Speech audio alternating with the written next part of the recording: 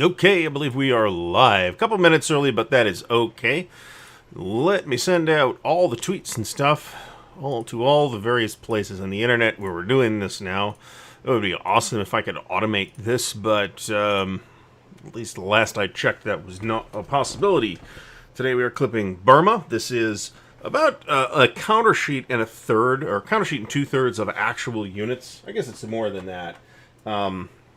There's only a small number of dead units, not dead units, but standard system markers on the one sheet, none on the other sheet. So I'm going to be able to get this thing. This is a 1.5-inch box. I'm going to be able to get this in one tray very comfortably. We did finish up Guderian's Blitzkrieg 2. I have guaranteed, I suppose, that there is one complete copy of that, and that's what it looks like. It's missing at least a couple of other pieces. But what that does is that takes GB2 out of that enormous pile of stuff that I have to pick through, so I'm back to case blue. So we'll see how that goes. Thanks, everybody, for showing up. John Longshore, Richard Kerr, Bis Nunya, and Kenneth Kloby. We will be here till 10 p.m. And that's the plan, anyway. And we are drinking. I'll get to that in just a second here. We are drinking this stuff. Stranahan's Blue Peak Single Malt Colorado Whiskey. So this is a local distillery out in the Denver area. I bought this while I was out there. I haven't seen the Blue Peak. I've seen what I'll call the yellow label because it has a yellow label. I've seen that out here, but not this stuff. It's quite good. It's bottled at 43%. It is Solera finish, which is this sort of complicated cask finishing scheme whereby the casks never actually get emptied. It's kind of like the legendary greasy spoon where they like discard half the grease every day and refill it with half fresh grease, but they keep half old grease. It's kind of like that. I'm not sure that I think I have any particular wargaming news to comment on right now. We do have an unboxing coming next week of No Motherland Without. That's the new North Korea game from Compass. It actually looks quite interesting. That'll be on Thursday. We did miss Traveler Tuesday last week, and there are reasons for that, which I hope to be able to announce that plans have materialized. I'm not sure it's going to happen by this Tuesday, but I'll give you a heads up on this. There will be an online Traveler RPG game, so there will be an announcement when that is ready to be announced, which is probably fairly soon, and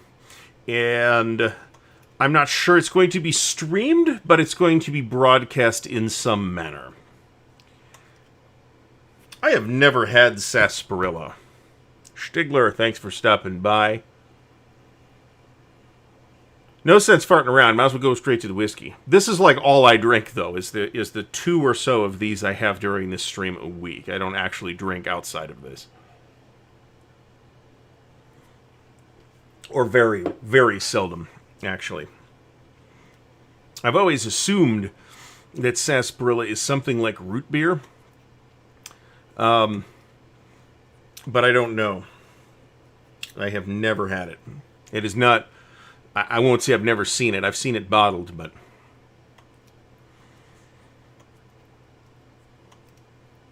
Okay, so Husa, Chet Bell, Hex to Hex, Matt Taylor, Tavar 101.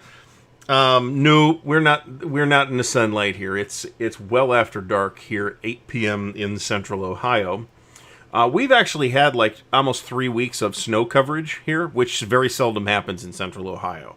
I think I haven't seen it snow as often or hang around as long for the entire time I've been here.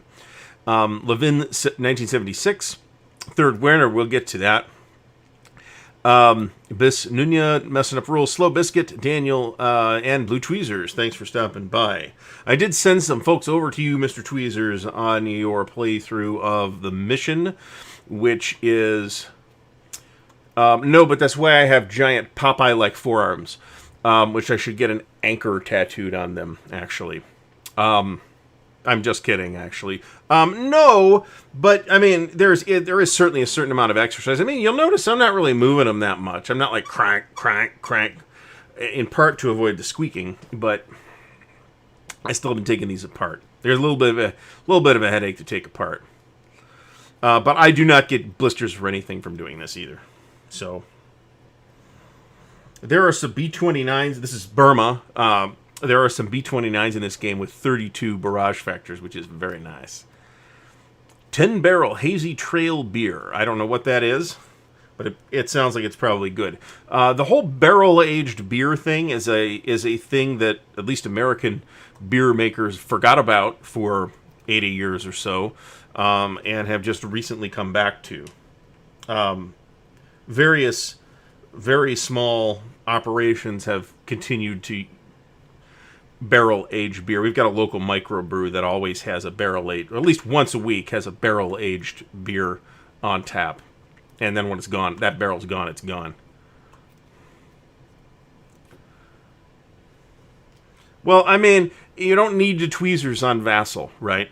But, you know, as somebody who plays this thing, sometimes you need the tweezers. You know, that was something that I never saw. I'm trying to remember if using tweezers was something I remember from the ASL days, and I'm not sure that it is. We're talking like mid-90s. I didn't start using tweezers regularly until coming back to Wargame this time around, which at this point was about 10 years ago.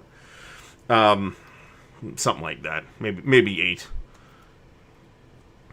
But the first time I had seen that as a thing was at what was called at the time Europa Fest, which is, or was, the Europa room that they used to have every year at Origins, where they would set up Europa, typically meaning, well, there'd usually be at least 3 or 4 things set up, but the big centerpiece of activity was always the Fire in the East / Scorched Earth game,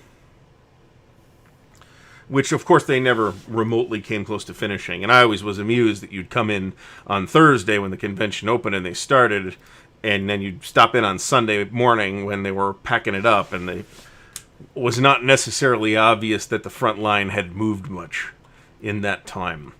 I've never played Europa on the East Front, but it's seems to make sense that it would take a long time to execute any particular turn. That said, my thinking is that they should have been able to get at least 1 to 2 turns a day in, which means in Europa that they're going to play for, say, 3 to 5 months of game time over the course of a 4-day convention.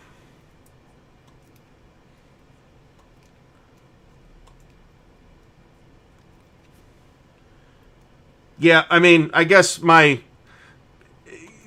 advice on the calluses and or blisters is just, you know, if you keep doing it, that'll go away at some point.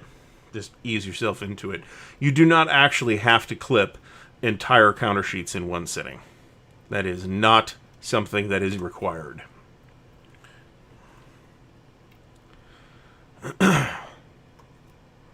The Traveler game is not only not full, I think we're still hashing out exactly how many players we want. It is my sense that there's at least 1 or 2 spots that remain to be filled. That is one of the things that I aim to get ironed out before we make an official type announcement. Like I said, I'm not sure if it's going to be a stream thing.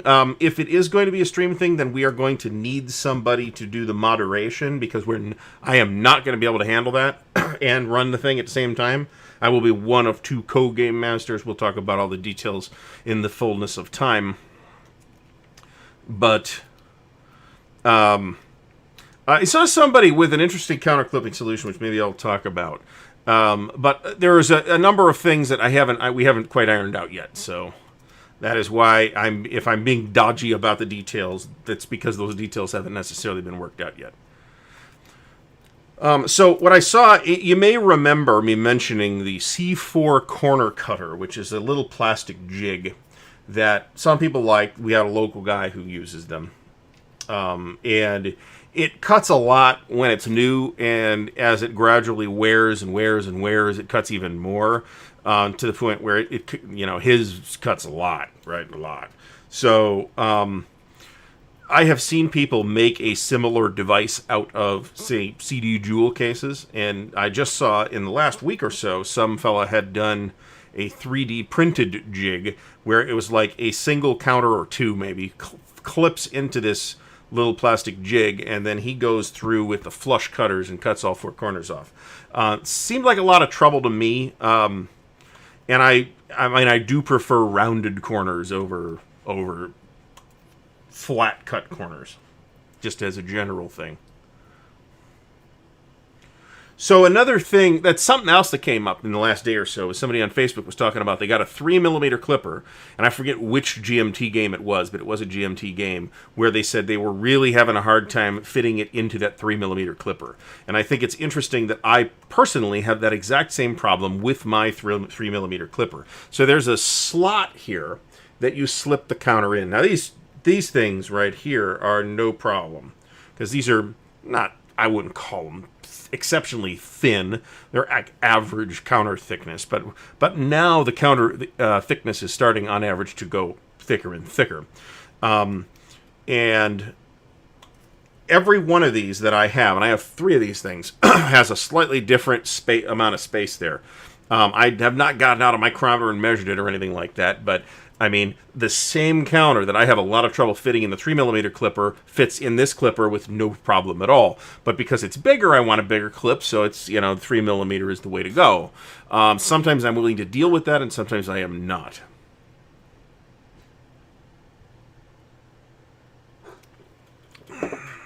So, and I believe that the root cause of this is just sloppy. It could be that the 3mm model is spec'd to a different spec than the 2mm and 2.5mm. That's possible. But it's also possible that the whole operation is just Mickey Mouse, and they're not really very careful about sticking to their specs, or their tolerances are wider than they should be. So, Messing Up Rules, thanks for stopping by. We'll be on for a while if you stop back by. Let's see, we have 2 different the counter mix in this particular game is fairly interesting. Those are actually the thickest counters I have ever seen, are the old battle line counters. However, I will also mention that I've seen on video, I've seen the old Avalon Hill counters from before Monarch bought them, and they were getting, they actually had quality control over their printing and die cutting. And the counters for example, the Avalon Hill Chancellorsville, which was like an early 60s game, maybe mid-60s, was really thick. Like comparable to the battle line counters, and I have never seen anybody else's counters be that thick.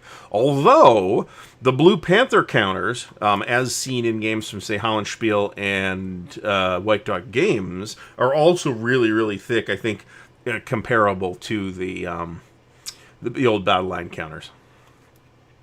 Levin, 1976, got a copy of the original DAC.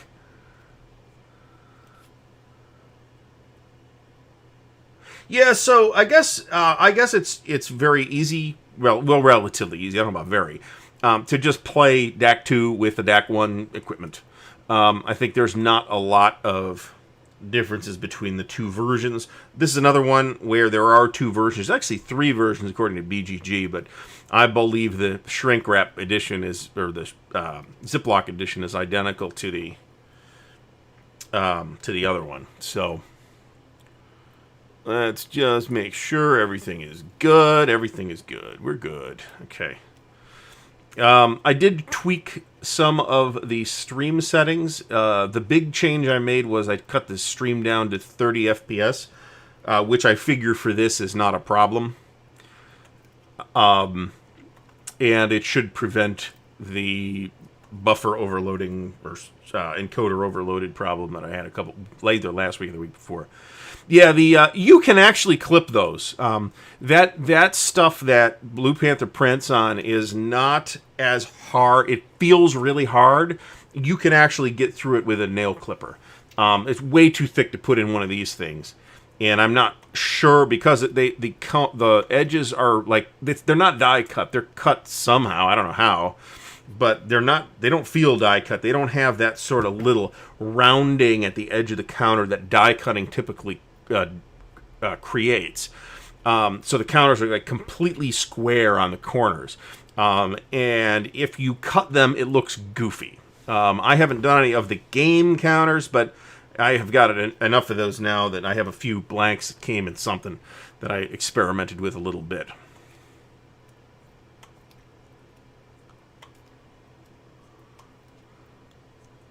Now my Third Reich counters are, I think at one point I had 3 copies of Third Reich.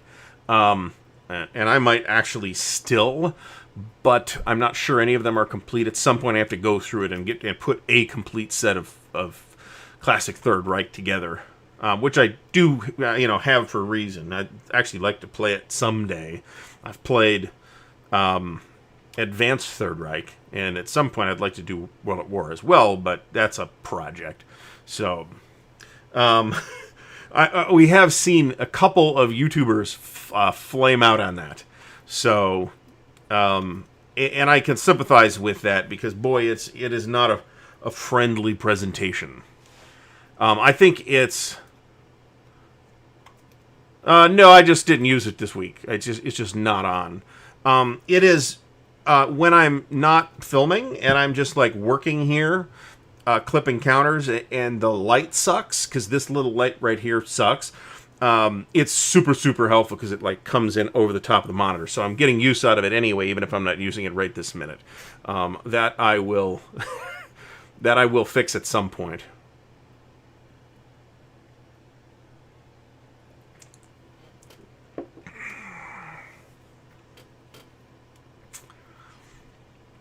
There is a game that I vaguely remember.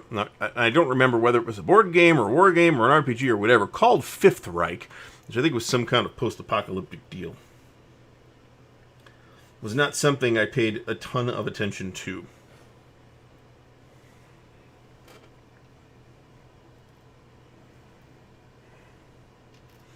One thing that is a little irksome with the Gamers style counters, and this box has both the Gamers logo and the MMP logo on the side.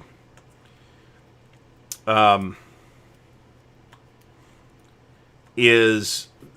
some of these counters are hard to tell apart. The counter colors are hard to tell apart in some of these games.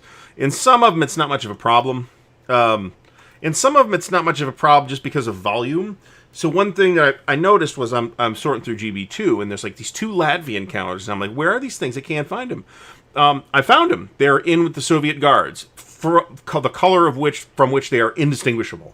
They are indistinguishable from the Soviet Guards units. I did find them, however. Slow Biscuit says, a World at War is a lifestyle game like ASL. That's probably true. All I have to do, Stigler on the shirt, is just get it out of the closet, really. But it's kind of buried. That kind of garb is kind of buried at the moment. I will actually, you are right, though. I do actually have to do that at some point. And possibly have some red wine with it or something like, or sherry or absinthe. Absinthe would be good. Actually, I've never had absinthe. I suspect I might not like it because it's a licorice thing, and that's something I don't necessarily hate, but I don't know that I'd want to have a whole glass of it either.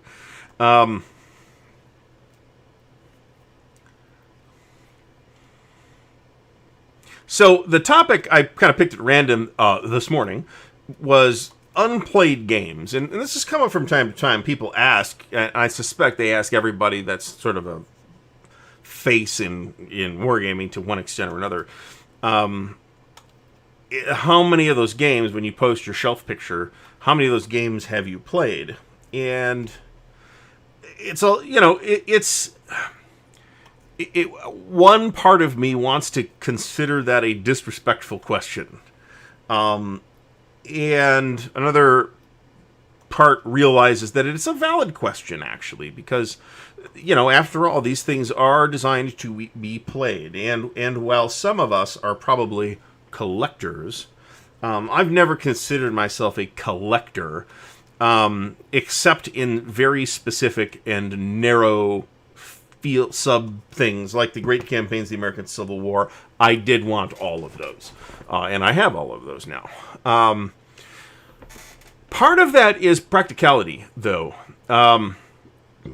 because if I wanted to be a completist collector of ASL, how much would that cost, right? Some of that stuff goes for way north of $400 or $500, $600. I'm not dealing with that.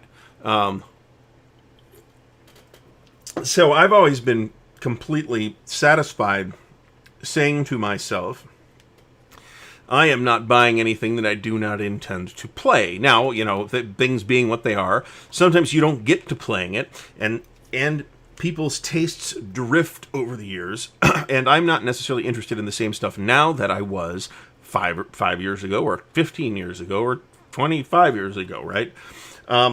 It used to be, I may have talked about this before,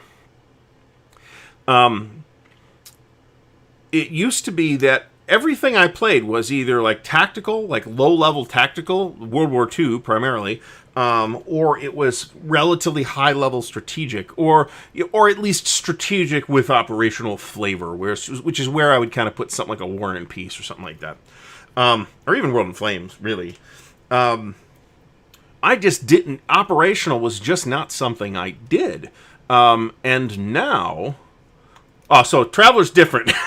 I didn't say there were exceptions.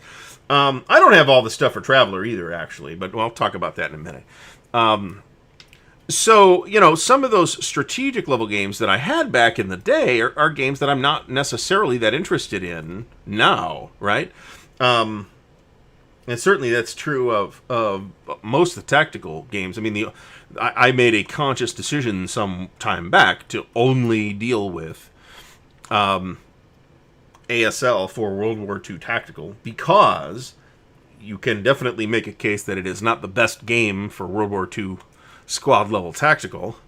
It is nevertheless a good game and has a robust player base that isn't going anywhere anytime soon.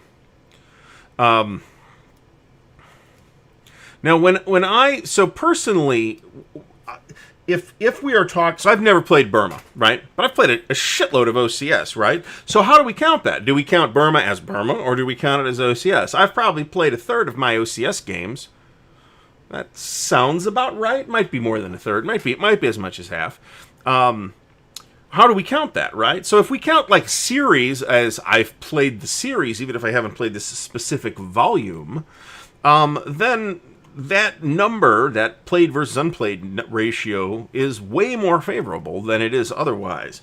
How do we count expansions, right? Is Yanks an expansion? Do we have to place all the scenarios from Yanks to say we've played Yanks? Or do we just say I've played ASL? So there's a lot of this sort of semantic noodliness that you can get lost in here. Oh, yeah. So Cleveland's fine weather right now from what I've been seeing. That is great. Please travel safely, though. I suspect at this point, although, there is I mean, we got a good enough wargaming community here in town that there's actually wargaming, an ASL club that meets like once a month. But of course, that's been in the can for the last year because of the pandemic. So I have kind of sort of written off ASL as a retirement game for me. It's definitely a lifestyle game. I am not super jacked about getting all the different expansions and historical modules and stuff, but I am getting the the core modules as they come out. I have an updated version of all of which, except for Rising Sun, which is the Chinese, Japanese, and U.S. Marines, Hollow Legions, which there hasn't been an updated version of, and Doomed Battalions, which is the Allied Miners, I think. Otherwise, I have everything except the historicals, of which I also have a couple. So it's not like I'm short of stuff to do, right? Plus, I have all the, not all, but I have a bunch of the magazines and stuff like that for more scenarios and stuff like that.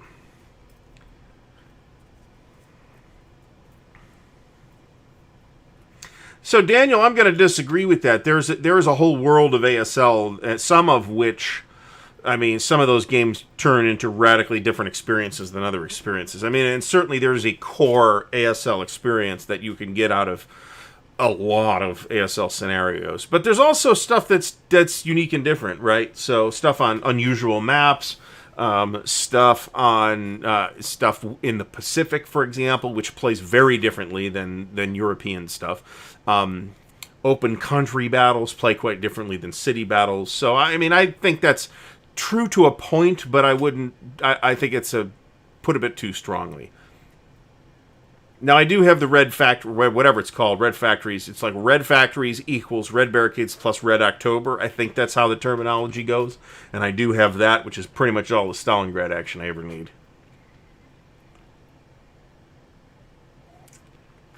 Man, I still have unpainted miniatures from when I was doing miniatures.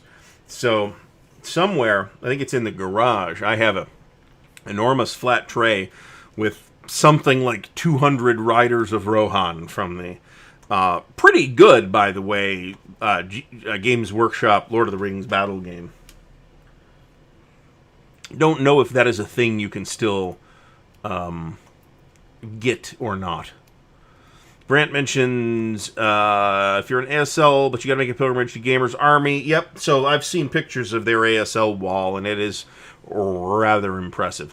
There's also a place called, I want to say Games Plus in Chicago-ish area that has not as much ASL as Gamers Army, but they do have a bunch of war games, so if you're in that area, it is worth your time to stop in there. And of course, there's the Complete Strategist. And there's probably other strong wargaming focused retailers floating around somewhere. They're not here. So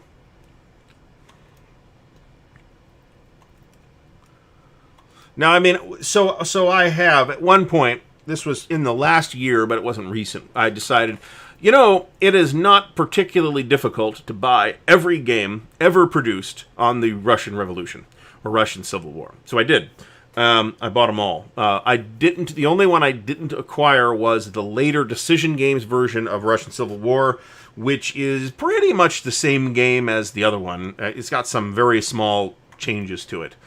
So I still have all those, and a couple of them are going to end up in the sale whenever that occurs. Or at least one of them is Red Russia, which is from Avalanche Press, which looks very Risk-like to me. It's like Risk with cards, and I'm not... Well, Risk has cards, but they're different type of... It's a different card mechanic. Doesn't look super dense. I have several other games on the topic which are dense and meaty and worth exploring. One of which is the classic SPI Jim Dunnigan Russian Civil War, which is a really interesting game design, by the way. There are different factions, and then there are players that control the units, and the two are totally divorced. So a given player controls units of more than one faction, so you can attack your own units as long as the factions are attacking one another. And then you get points based on your control over a faction and how well that faction is doing and stuff like that. It's a really interesting game design, and it is one of those really novel Jim Dunnigan designs that does hold up to scrutiny nowadays in terms of its reputation. It's got a good reputation. Some of those games don't necessarily look like they worked very well in hindsight, especially, and even at the time. Like Plot to Assassinate Hitler was considered a turd at the time. Even the people who worked for SPI said they didn't like it. Now I think that game is a game that was way ahead of its time, and has some really interesting things going on. I think it's a game that looks better in retrospect than it did at the time.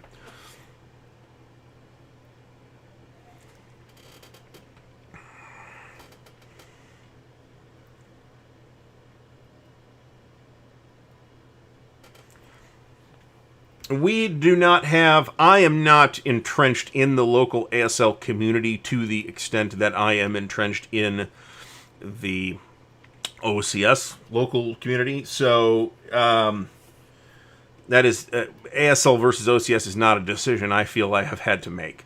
That said, my sweet spot now, as I mentioned, is operational. And not just OCS, but other operational stuff as well.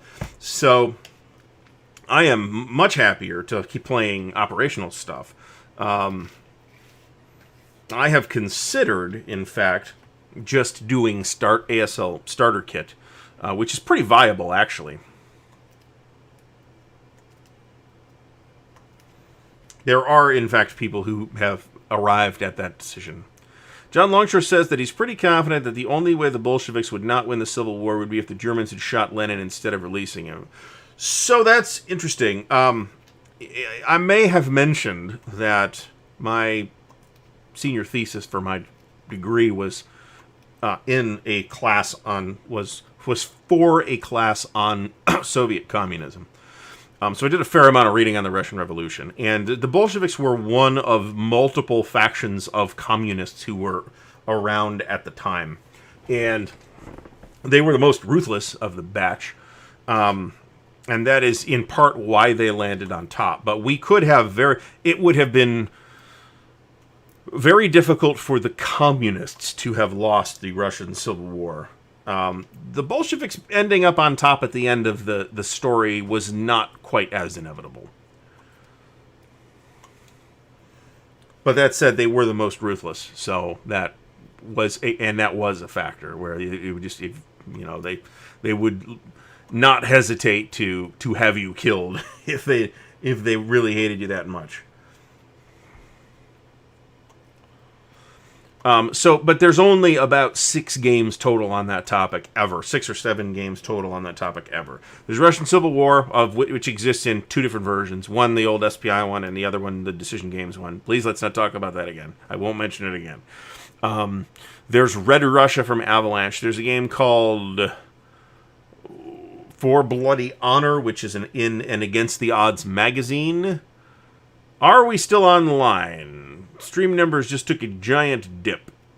It looks like we're okay. Let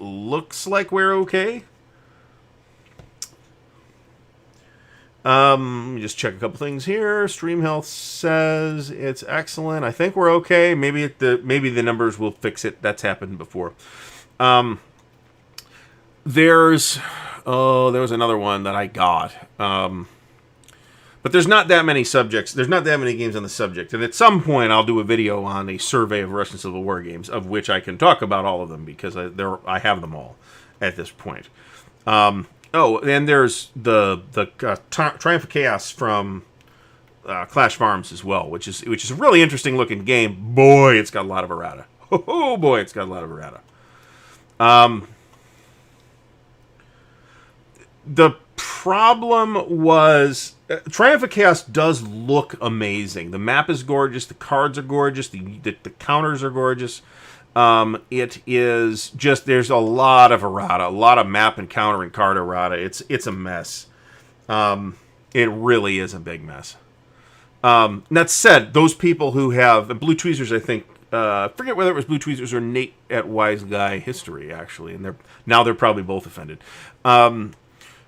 Did a video on it and told me it was worthwhile, even though it's a lot of trouble to learn and deal with because of all the errata. And I believe that to be a correct assessment. Patrick Pictures asked, do I think if the whites had united and paid more attention to politics, then they would have had a chance? No, because the popular support for the whites in general was just not there. The Russian monarchy had done so badly by the Russian people, and Russian in the sense of the large and multi-ethnic empire that Russia was and remained under the Soviet rule, they had lost so much popular support that it was going to end up with some popular faction on top of the heap at the end. The whites were not operating as a united force necessarily, and the white factions fucked each other too, just like communist factions did. So it's as is always the case. It is complicated. It was a very rapidly changing situation. Thus, the chaos of Triumph of Chaos, which I think it's a Bruce Garrick game. Is that correct? No, it's David Doctor game. But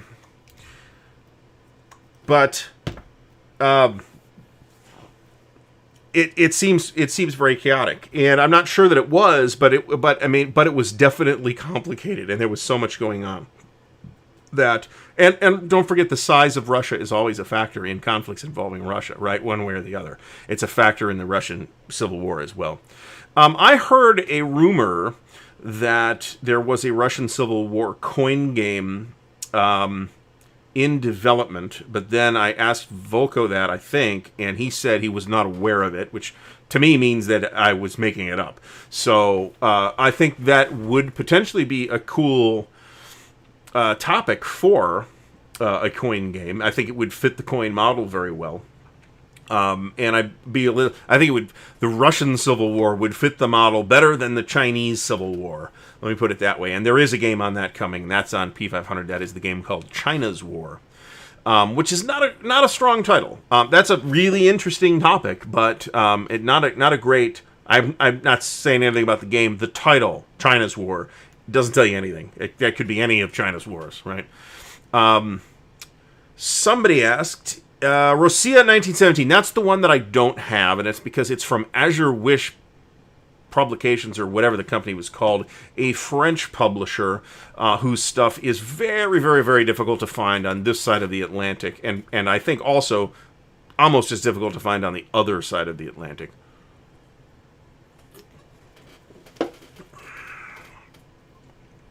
Plus, you had like an actual anarchist faction, the Black Army,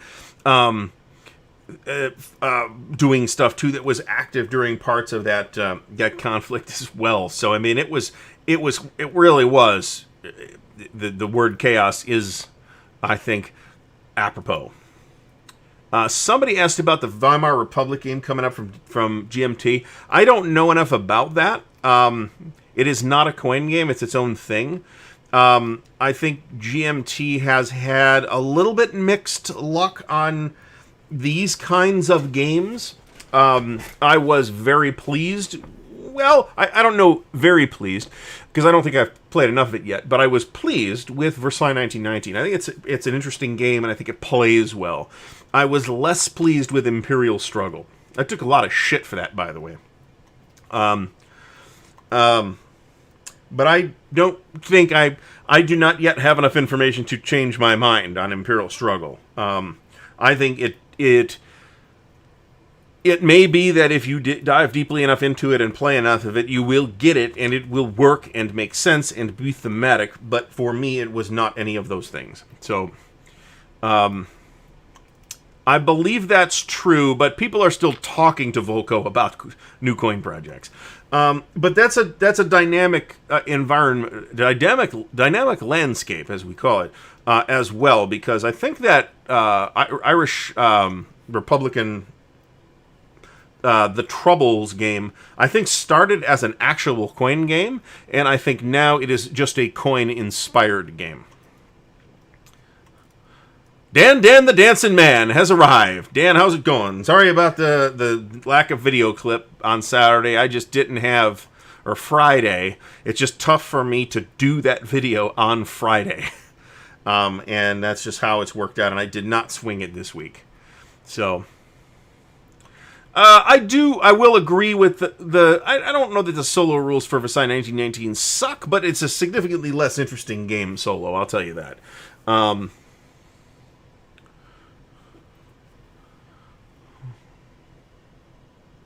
The Levian campaign series is one game that's released, which is Nevsky, which I have, which looks really neat, but which I have not had the chance to play. The upcoming game is called Almoravid. It is a game about the Reconquista of the Iberian Peninsula, which is another fascinating and underserved topic in war games.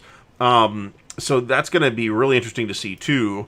The components for Nevsky, and as I'm seeing now, as Volko is posting this stuff, the components for Nevsky are absolutely gorgeous. I know some people do not like the box cover art.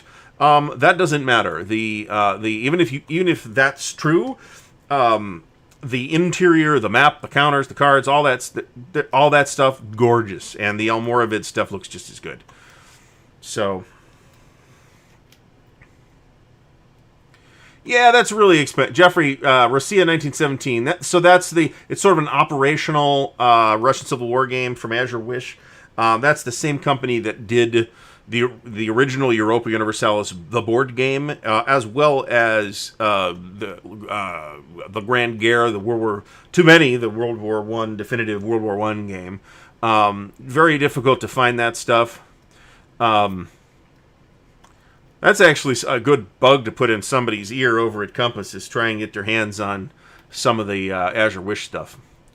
Some of it might be tied up in computer game rights, though, now, because there was a video game version of Le Grand Guerre, which I forget what it was called. I'm reasonably sure it was not called Le Grand Guerre. And, of course, Europa Universalis is its own sort of juggernaut out of Paradox now. I will say, for those who didn't catch it, there'll be an unboxing video of No Motherland Without. That's the latest release from Compass. This was a title that I was like, really? This is specialized. It's a game in which you play North Korea, and then the other player, it's a two-player game with solitaire rules, with a solitaire mode. And then the other player plays the West in that sort of abstract way. I am not sure that it is going to be as interesting. I suspect it will shine as a solitaire game. It looks very interesting. I'm not sure how fun the West would be to play. And if you are interested in the topic of North Korea, where it covers like the whole era from, this... I forget their names. There's Kim Jong-un, Kim Jong-il, and the first guy. It covers that entire era in those three different periods. It looks super interesting. So I wish, Dan, that I had the ability to take your advice. I do not have time nor access to that kind of foolishness. We are here in Ohio, which is like living in hell. You're up in Canada, where it is a land of milk and honey and poutine all the time, and excellent beer and hockey. And so somebody, I'll preface this by saying, Ardwulf's Lair started as a blog, okay, about video games. And it started on a platform that doesn't even exist anymore, and I don't even remember the name of the site. But after that went away or got disorganized or whatever it was, this would have been about 2007. I went to WordPress, and the blog's still there, right? I haven't taken anything down. It's just that I only post a couple times a year to a blog post anymore.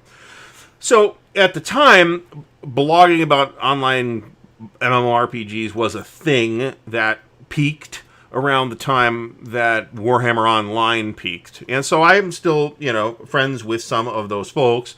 And one of those folks is now married to an actual Canadian mounted policeman who is stationed in northern Saskatchewan. And so she posted some pictures the other day of the backyard in northern Saskatchewan. And it is exactly what you would expect. It looks like an alien ice planet. So...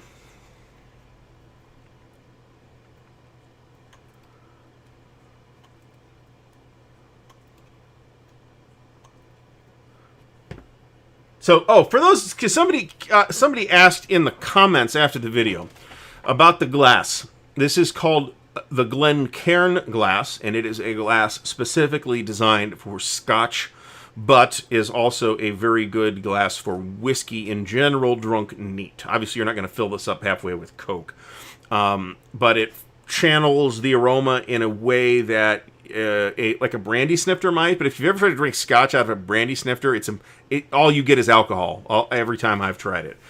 This actually works really well, so you can nose it, and it gets nose, and it's nice. This stuff is really nice, by the way. If you have a chance to get your hands on Stranahan's Blue Peak Colorado Single Malt, it's pretty good. And it was not horrendously expensive. It was in the 40s, something like that. It was cheap as single malt goes. And by single malt, we mean that it is made from 100% malted barley, as opposed to corn or wheat, which would be typical for American whiskeys, usually corn. I have a bottle of something called, not sure I remember what it was called. It is an American 100% corn whiskey, and it is sold in like a paint thinner can, which is a kind of a brilliant thing for transportation, because those cans are a lot easier to pack and transport than bottles would be. And so, I got this as a gift, and I'm like, oh, boy, I bet this is harsh. And it is surprisingly not as bad as you would think. It's got like a very creamy sort of mouthfeel, which has surprised me. It is an unaged 100% corn whiskey.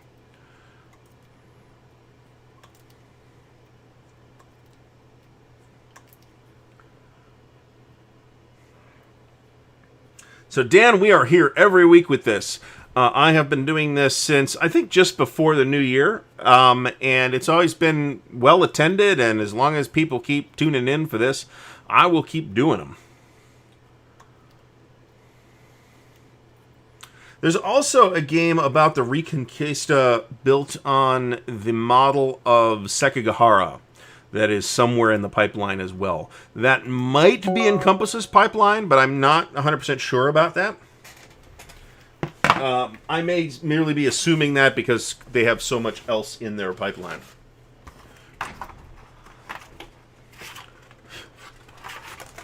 So let's see what we got here. There's like an insanely enormous amount of supply transport units in this thing.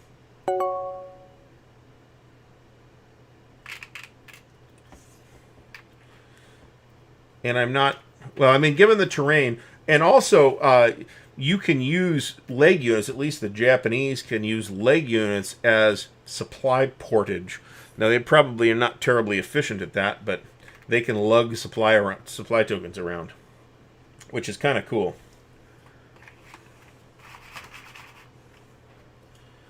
All right, so. Yeah, see, I'm having a lot of trouble here telling the difference between the colors on the two different kinds of Chinese.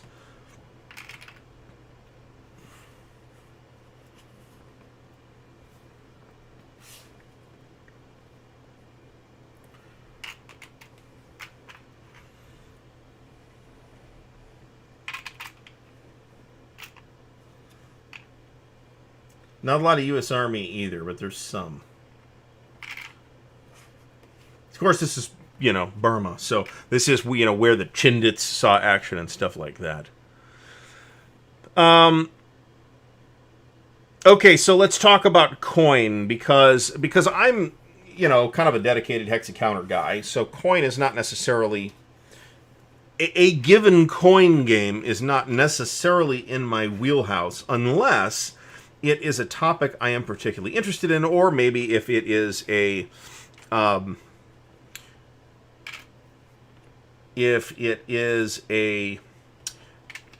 topic that I think coin will do well to simulate. So one thing that I think coin is really well suited to simulate is the distant plane situation, right? I think that works really well. It's not my favorite coin game, but I think it works really well.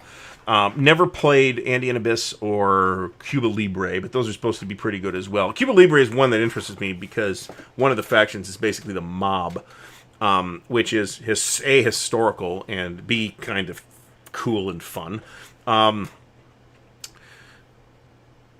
I said for years that my favorite coin game was Liberty or Death, and I think I haven't played them all. If you want like a comprehensive ranking of every coin game, the Player's 8 has one. And they're like Grant and Alexander both did one. They have slightly different rankings. Let me put it that way. That video is worth your time. I haven't played them all. At this point, I think my favorite coin game is a tie between Liberty or Death and Pendragon. I really like Pendragon. I really like a lot of what Pendragon does. And it's got some of its history is it's in a period that there's a lot of speculation about historiographically. So it can easily be viewed in an Arthurian lens, even if that's not the game's intention, and it kind of is. So it's really a neat game. It is one of the more complicated coin games, but I think it's one of the games that works the best and is the most interesting and is worth your time. I've got a decent shot. So when I went to Compass Expo, this would have been in November of 2019. Because if you go to Compass Expo, which didn't happen in 2020 because of the pandemic, everything is 50% off. New releases, everything's 50% off. I walked out of there with a shit ton of stuff. And a lot of that stuff were bad buys for me, right? I bought like the whole No Peace Without Spain series, all of which are gone now, except for No Peace Without Spain itself, which I've heard is good and I would like to try, but I don't need 3 games in the series, so that I can have a treatment of the war of what was it? The 9 Years' War, for example. I don't need that. Some of those games I ended up looking at and saying, this is not for me. Games in that range included 2 separate Vietnam games, Hearts and Minds, which I watched some playthrough video of, and I'm like, this is way too abstract for my taste. This simply is not going to work for me. It is a game that has a pretty good reputation. The other of which is the Adam Starkweather OSS Vietnam game, which has a very attractive map. The map is very attractive. And I am not convinced there is anything else to recommend that game. It has significant problems that many other people have commented on, and I think it's probably not a strong offer. That said, there's a whole bunch of Compass stuff that I do still have and that I like. I kept the CSS series, which is another Adam Starkweather project, which has a lot of the same problems of half-bakedness at the beginning, but he's working from a well-understood model in GTS. It is a related system to GTS. And I think that CSS has some things to recommend it, and I think it has come along over the course of the series. I do think it was a mistake to not have a series rulebook, but that's a relatively minor complaint, but you do want to use the recent games in the series as your core rulebook.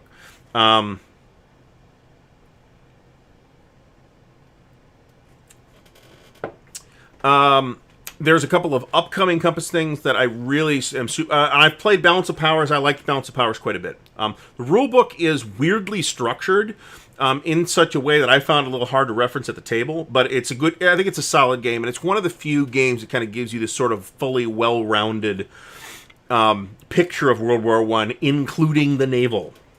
It's not like a super heavy naval system, and it shouldn't be, but it's got enough there to show you how important the belligerents at the time considered the naval war.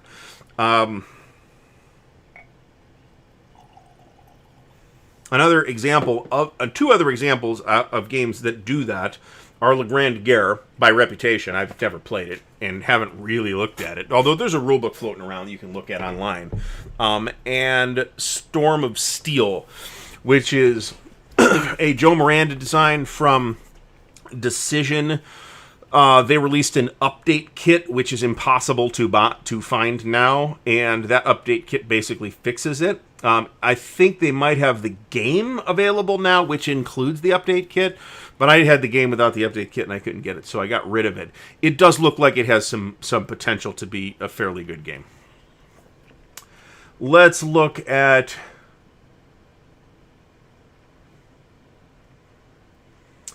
a wheelhouse. I assume a wheelhouse is some kind of 18th century term, actually. Good call. Death in the Trenches is a game that I was making fun of in a gentle way the other day. because somebody called it a mini monster. It's like, man, it's like a half map game. How's that a mini monster? It's got one counter sheet. It's not a monster. It's not a mini monster. It's not even a micro monster. It's just a game. It's also supposed to be pretty good. There's a new edition coming from Compass. I will say that sometimes being a wargaming YouTuber does distract me from actual play. And vice versa, though. Sometimes I end up not making a video because it's game day and I go play instead. I'm kind of, it's a constant balancing act to do that. So Matt Taylor says he wants a Compass World War I solitaire air combat game. You are lucky in that is coming. It is called Western Front Ace, and it is from Gregory M. Smith, the solitaire maestro. And he had some components. I'm not sure it was getting played, but he had some components for it at Compass Expo. I don't know how far along it is, but it looks promising. I'm going to disagree with Stigler on this World War I air combat, but there's like a narrow window in which World War I air combat is interesting. Air was very important operationally for like recon and stuff, but like bombing and things like that, they got more. They did bomb London, but they also bombed London with airships. It's kind of like the where it's at in World War I air games is the old fight in the skies area where it's plane on biplane dogfights. You can get a good game out of that. Brandt mentions that problem with Liberty or Death is that the full long campaign is almost impossible to lose if you're playing the Indians. That's actually, I think, probably true. However, it is often in coin games the case that you shouldn't necessarily be playing the long game. Sometimes the mid-length game is really like the core of the game. That's true with Gandhi too. Which I have, and which I have not played.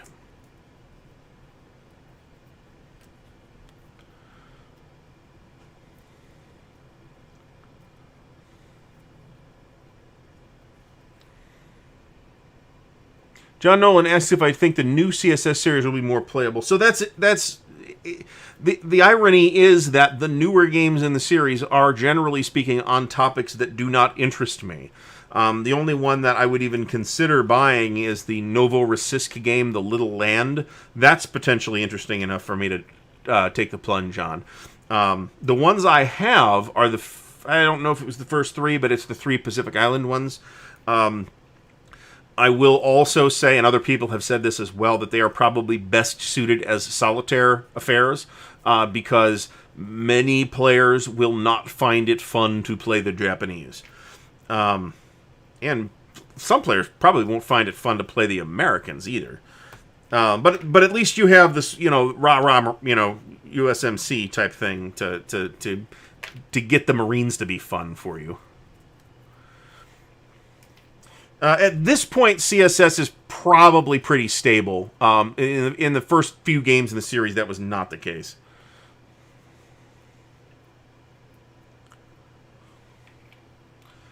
I have, I think, 4 Compass titles on my, I am really pumped about this list.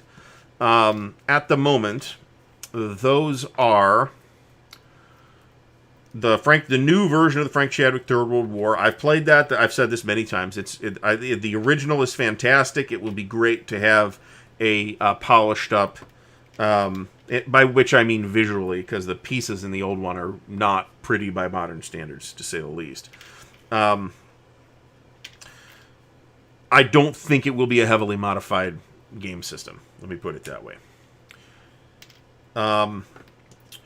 There's the Joe Balkowski Korean War. If you are interested in the subject of the Korean War, you will not find a better simulation of that topic than the Joe Balkowski Korean War. I've played that too, and it's a very good game.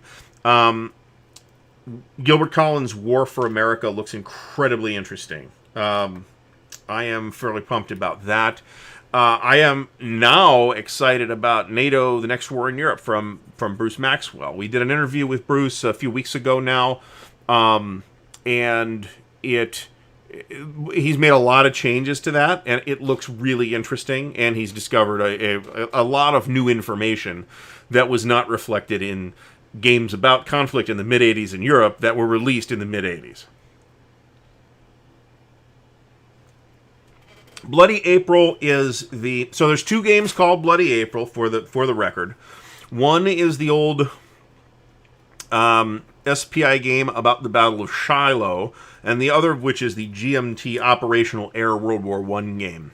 I'm not 100% sure that's interesting, but it sounds interesting, and I would not mind trying that at all. That said, I have 2 games in that sort of loose series of not mechanically identical games.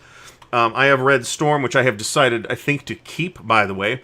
And I have the Burning Blue, which is the Battle of Britain one. So I do have a couple games in that space that... Burning Blue specifically, I'd really like to play. So, John, we're actually talking about doing like a video on wargaming jargon. So stay tuned. That'll turn into something. So a good question is Bis Nunez's question: how long does one keep unplayed games if one is not a collector? As I've said, I don't see myself as a collector. So at some point, the time has come to get rid of it. I am not going to play Red Russia, for example. I'm just not. So I'm okay with getting rid of it. I have changed my mind since obtaining it. I have gone back and forth on 1985 Under an Iron Sky because while I am, as I've also said, I'm a little like over-invested in that topic because there's other people who are way more into that subject than I am, right? It's going to be crazy impossible to get a copy of it again if I decide I need it again. So I'm not going to get rid of it. I have decided to hang on to it.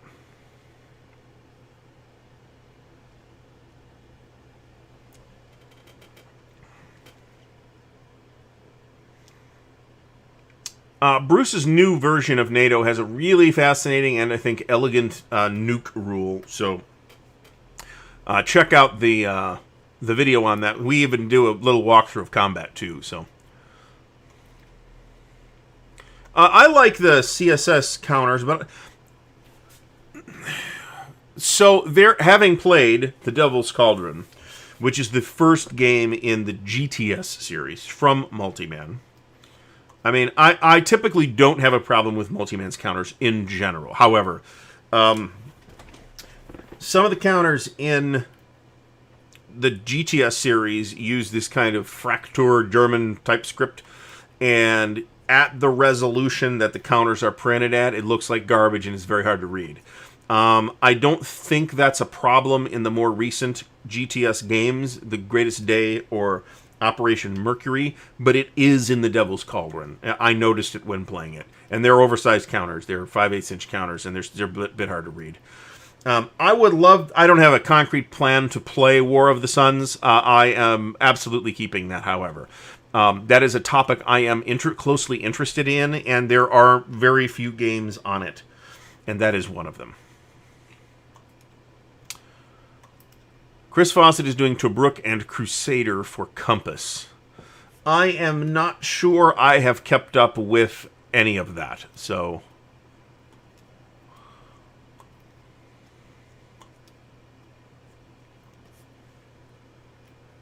I feel undesirous of commenting. Somebody mentioned Decisions Wellington's victory in Desert Fox Deluxe. So I saw the complaints that Kev made about Desert Fox Deluxe, and those complaints were two-sided. One of which was the problem that was like, you guys released this game in the magazine and then released it as a boxed game and screwed it up in the boxed version, things that weren't screwed up in the magazine version. How does that even happen? So there's that. And then the other issue was the reaction from certain people at Decision to that complaint. Short version of that story is I believe Kev's criticisms to be justified in that department. So, and we've had this. It seems like we bring this up. Stigler, why do you keep bringing up that company?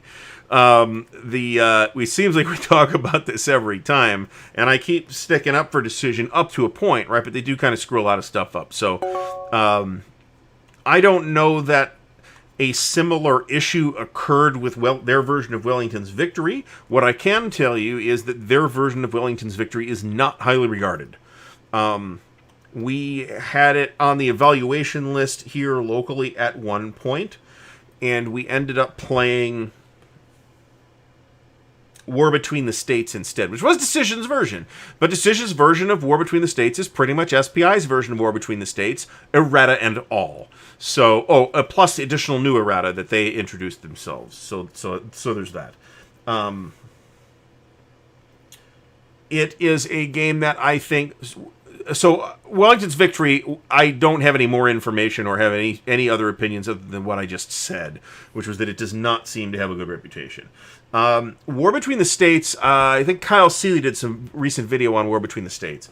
That's a game that it's an Irad B. Hardy game, and he did some really interesting designs, and I think that War Between the States is a really interesting design. I think you can see the DNA that was borrowed from that game by Eric Lee Smith when he did the Victory game Civil War. That said, in aggregate, I do not believe the whole thing works to the degree that you would want it to, and I do not believe it to... I found it, playing it, I found it to be instructive and interesting, but... there's some really goofy things going on in there. And a lot of its problem is structural. The scale simply doesn't make sense.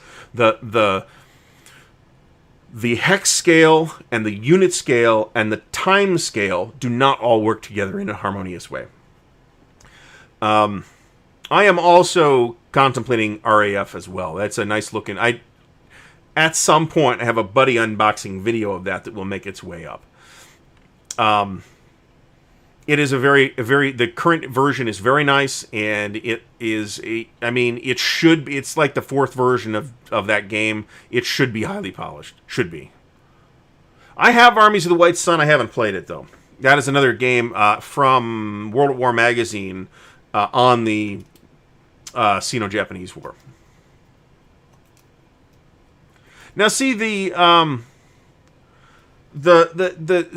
magazine version, people liked of Desert Fox Deluxe. People liked it. It sold out very quickly. There was good talk about it. Now, how many of those people that talked it up played it? That's a valid question. I don't have an answer to that. I ended up not getting it. Had I had the chance to get it in the magazine, I would have bought it. But I didn't. Well, I did, but I didn't buy it. So, and I think that I don't need it. Thanks to DAC 2, I have the operational North Africa game of my dreams, and it's DAC 2. It's not Desert Fox Deluxe.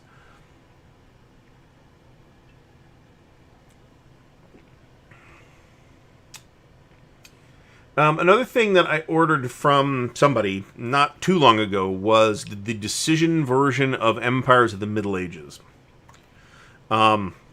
which is an SPI classic that I have personally never played, and I haven't played the Decision version either, but, it's got a nice map, and nice counters, and nice cards, and it appears to be basically the classic game with a small section of additional rules that you can use if you want. Along with a bunch of additional cards that you can use if you want. That said, I'd like to punch and clip it, but the counters have center nibs. Why do they have center nibs? What are they doing? I have never, I don't think, at least to the best of my recollection, have any Decision games with center nibs, except for that one. It's not that old. It's not new, but it's not that old. I do not have a strong opinion of Avalanche Press either, but Avalanche Press has also done some good games as well. Now, I bounced hard off of Panzer Grenadier, but, that's got as much to do with me as it does about Panzer Grenadier. There are people that like it.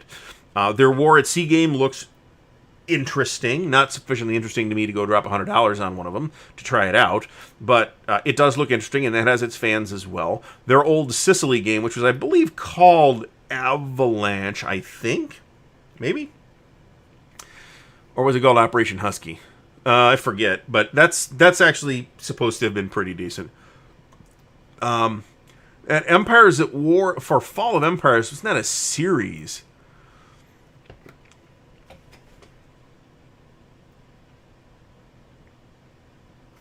See, I didn't play any of the... That's another thing, is if you really want to do the Desert Fox experience, you can get a copy of the S&T Desert Fox relatively inexpensively. I just got a copy of Tokyo Express as well. It does have center nibs, but it's not like a 10 counter sheet game either. And Empires of the Middle Ages, I think, has 6 or 8 counter sheets. It's pretty big. We are still... Let me do this and try and get this in order. Mr. Tweezers has signed off for the night. Thank you for stopping by if you are still on. Brant says, this is 1 year since the David Ayres hockey game in Toronto.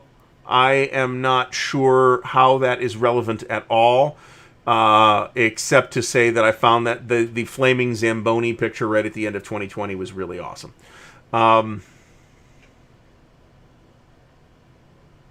So at least some of the folio games might be worthwhile, but there's what's called the Fire and Movement system, which I've owned a couple of and looked at a couple other ones, and I have not liked them. I think there's just not enough there to attract me. And that's that could be me. That's not a judgment. That is not a judgment on the game. Tony's Board Life. Thanks, Tony. Thanks for stopping by. He is starting to clip VCS Salerno. So I think the next VCS game is going to end up landing from Compass.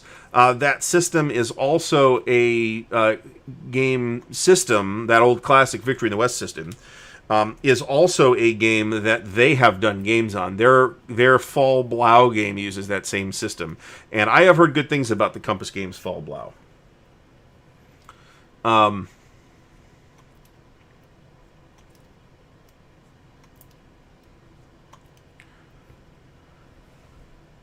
Greg Grant asks about our run-through of Hungarian Rhapsody. We are still playing.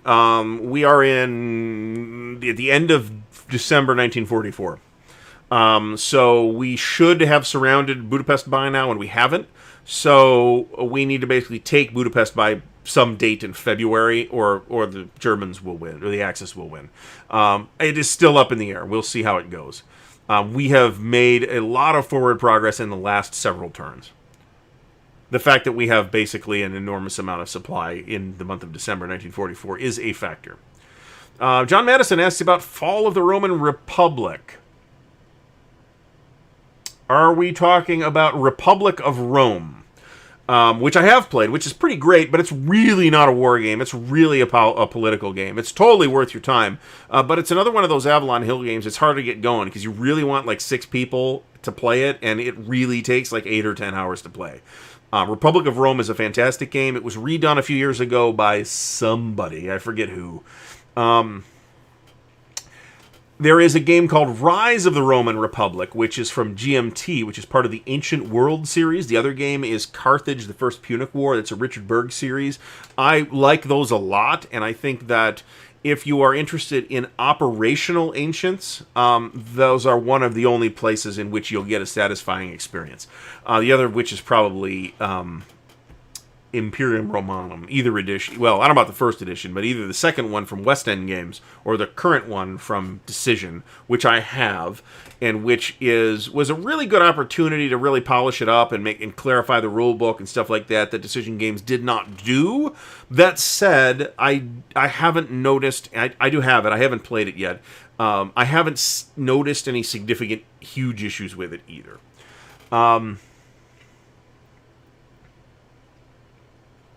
Tavar101 says he's new to wargaming in general. Do I suggest sticking with one system for a few games or mixing it up? You can do it either way. I would... It's always better... in a sense, there is a sense in which it is always better to stick with a smaller number of games that you then will play a lot of and get better at than it is to diversify. But that said, many people just have the type of personality where you want to play a lot of different games, and I am that type of person. So I think you're better off trying to focus on a smaller number of games. If nothing else, that will make the hobby more affordable. But, sometimes you do what you can. Robert Moffat just acquired a Tokyo Express, which has center nibs. Yes, so when I clip that game, Tokyo Express and Empires of the Middle Ages, I will cut the counters out of the sheets with a... I will use this, or one of these. But you can use a rotary cutter or what. I've seen people use scissors, but you'll end up with more residual nib with scissors than you will with a razor knife of some kind.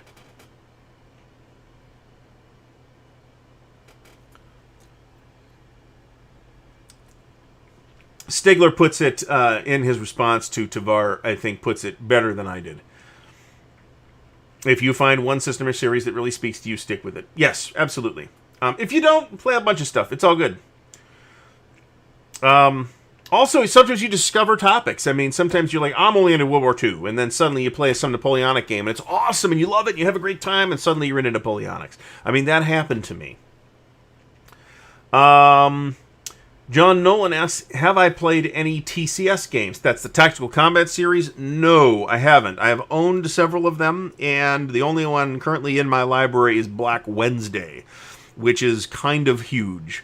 I did an unboxing of the latest in the series, Ariete, which looks interesting. It's Italians in North Africa. It's one of the relatively small number of engagements featuring the Italians in North Africa, where the Italians put up a fairly good fight. It's an interesting subject matter, but the map is kind of featureless desert, and that might not appeal to some people. The good news on TCS is I think the series is probably worth investigating. It's got a lot of interesting features, including the orders system, which is not the same as the orders system in the Civil War Brigade series, but it's also got an interesting orders system. And it's a fairly, even aside from that, it's a fairly nice tactical series. They are relatively easy to find inexpensively. Let me put it that way. Okay.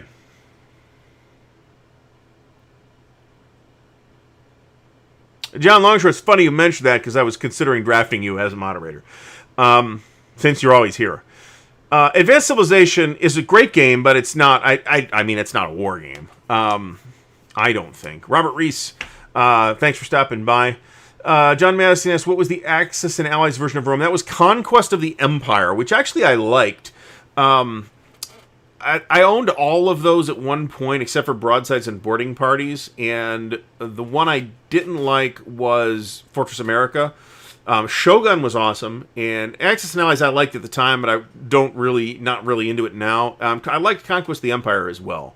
Of that series, I thought the best one was Shogun, which I believe is available again under a different name.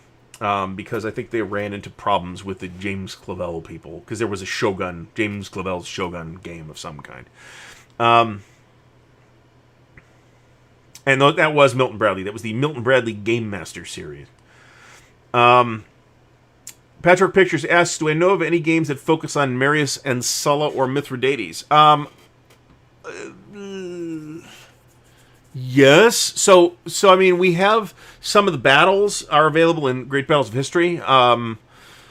But you're gonna get a pretty good experience of the Marian conflicts and Sulla and Mithridates in Imperium Romanum. I think if I wanted to explore those topics specifically, that's where I would go.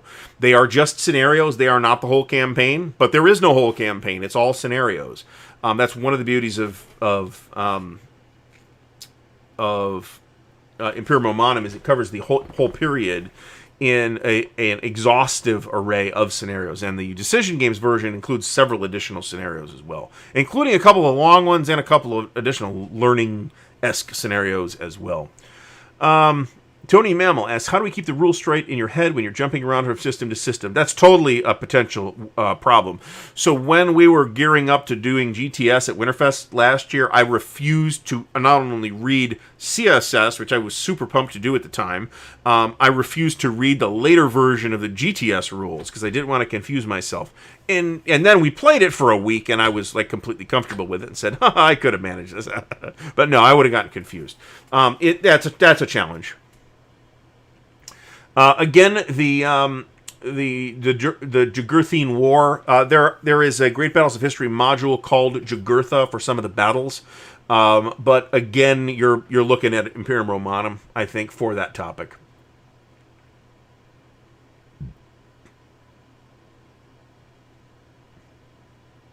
Stigler says there's some good games on the American Revolution at both the tactical level and complex and operational. Yes, if you want like a simple American Revolution battle scale game, look at the Battles of the American Revolution series from GMT. That's very highly regarded. It looks great. If you want a very detailed game, look at Battles from the Age of Reason from Clash of Arms, which has several American Revolution battles in it, or at least a couple. I don't know about several, but there's at least a couple. It's in the end period for that game.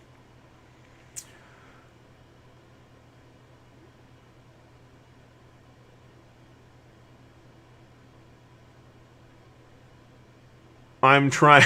Robert Moffat says center libs should be outlawed. Nibs should be outlawed by the Geneva Convention. I completely agree. Jugurtha is pretty asymmetric, and a lot of those scenarios in Imperium Romanum are in fact asymmetric. Big stacks do not bother me. However, we play OCS. There's solutions to that. If you're having an actual like physical tactile problem with it, there are solutions to that. Also, you don't have generic leaders in the new version. You have like specific named counters, so you can actually have a sheet that says Caesar, and here's Caesar's guys, and you just move Caesar around on the map. You can totally do that. It's harder to do that in the previous version of the game. Ikusa is the new game. Thank you, Patchwork Pictures. That is the new name for the new version of Shogun from the old Avalon Hill, not Avalon Hill, the Milton Bradley Game Master series. I agree with... I'm missing something. Tavar is playing Ardennes 44. It's a good system, but wanted to get the Antietam by Worthington. Okay, so I don't like the Antietam game from Worthington. There's two games in that series. There's Antietam and Shiloh. I think the Shiloh game is better. I didn't like... There's a video of this if you want to go watch it in the channel. It has like specific objective hexes that are on the map that like affect the pacing of the game if you take them as the Union, and there's no reason for those hexes to be important other than those are hexes that were historically fought over, and that creates a scripting element that I did not like.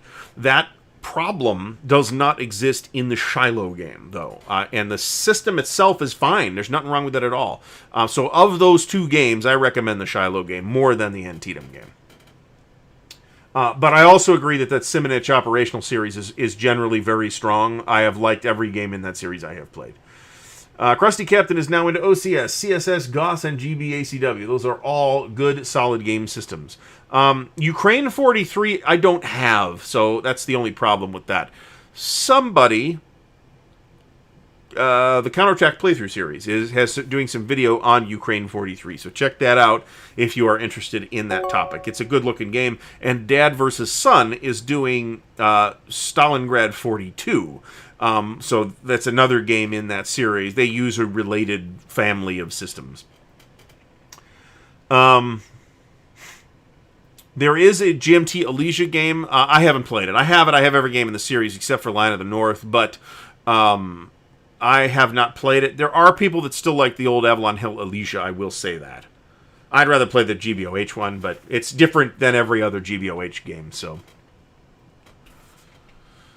John Longshore says he would, if he had to start all over again, he would start with Commands and Colors Napoleonics. It's funny you should say that. When I got back into wargaming, that is one of the things that I bought, because I played it and loved it. It's a very good light game system. The Commands and Colors in general, not Napoleonics specifically, but I sweetened on Napoleonics specifically because I was interested. I was just becoming interested in the topic of Napoleonics at that time. So Nathan Lander mentions about VG Pacific War. So Mark actually posted a picture of him sorting out the large number of counters in the game. There's something like 2,500 plus counters in that thing. It's 9 or 10 counter sheets.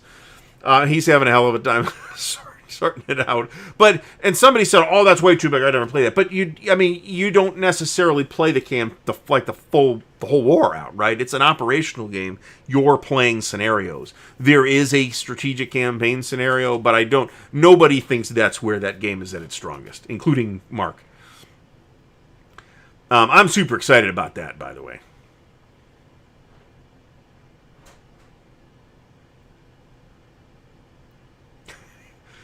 John Longshore is talking about Animal Crossing. I know what it is. I have nothing else to say. I don't know anything about that. John Keyport's asked about the Revolution Blind Swords system. So there's some video on that as well, and in the channel history. We played Thunder in the Ozarks, which is the P. Ridge game. It is a solid system. There's a lot of things. It works fine, basically. It has a chit pull system, and I felt like I was missing an element of its chit pull dynamic. Because I had it mentioned to me as like this revolutionary chit pull system, and I didn't see that. I just saw a reasonably solid, well done chit pull game, but then you have these like special action chits that you draw, but you don't have to use them right away. So what ends up happening is you draw these chits that you end up not using, and they form this pool of actions, of like special action buffs that you can take at a later point. I didn't think that mechanism was all that. I don't know that we were doing it right. Maybe we were screwing it up. I don't know. There's nothing wrong with the series, though. Well, there is, actually. The one thing I will say about the series, this might not apply to the non-Civil War ones, but it applies to all the ones that the Civil War games, because they all have Rick Barber maps, and those maps are very difficult to read. They really are. Very difficult to pick the different terrain types out, the hex numbers, and all that stuff. This is a Colorado single malt whiskey called Stranahan's. Stranahan's Blue Peak. I almost called it Blue Label. So it's not Scotch, but it's a single malt. So it's like American. The closest Americans can get to Scotch.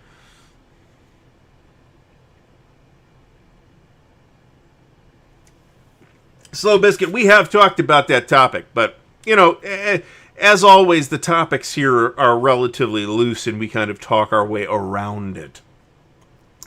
And we circle back to things sometimes. We got about 40 more minutes to go here, so we're going to call it directly or within 5 minutes of 10 p.m. anyway. So we got about 40 minutes. So, it's a challenge. You're going to have unplayed games that you just haven't gotten to yet, and eventually you might decide it's time to unload it. What I found, though, is that sometimes I made that decision, and then 5 or 10 or 15 or 20 years later, I find myself buying the fucking thing again, and I don't want to do that. So we're not doing that anymore. So I'm being super careful. I've got some stuff to sell, but a lot of it's not my stuff. Some of it is, but not all of it. I'm being super careful about unloading.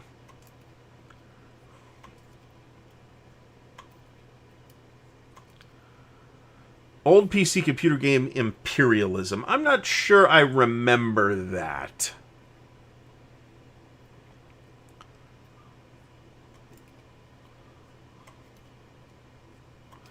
I will say that especially for I think they're not necessarily like first war game ever suitable, but the Simonich Operational series are definitely beginner friendly. None of them are hugely complicated. Some of them are a bit large. Ardennes 44 is a bit large. It's 2 maps. It's a decent sized game. Stalingrad 42 is a bit large. It's 4 maps, but it's 3 maps in actual area.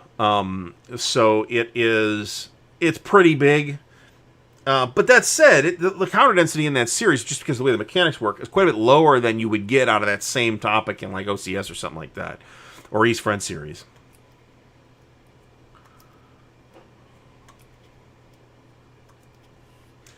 The other thing is, you always have the ability. I mean, everybody's got like a limited amount of bandwidth, but you always have the ability to just well, not always, because some games don't have vassal modules. But at this point, the vast majority of the interesting war games that have ever appeared have vassal modules, and you could bust the vassal module out and noodle with it if you want.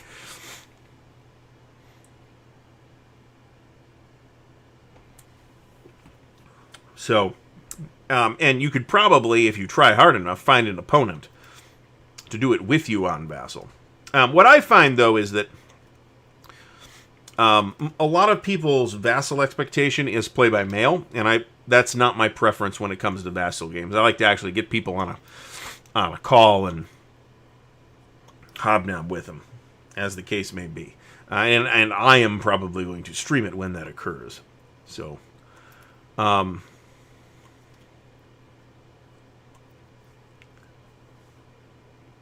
I mean, I want to be able to make those tough decisions, and once it's gone, it's gone. I'm not buying it again, but I have bought it again enough times, and we're not even talking about just role playing games. Is that still here? No, it's over on the other shelf. Chivalry and Sorcery. That's Chivalry and Sorcery 2nd edition that I picked up in Denver.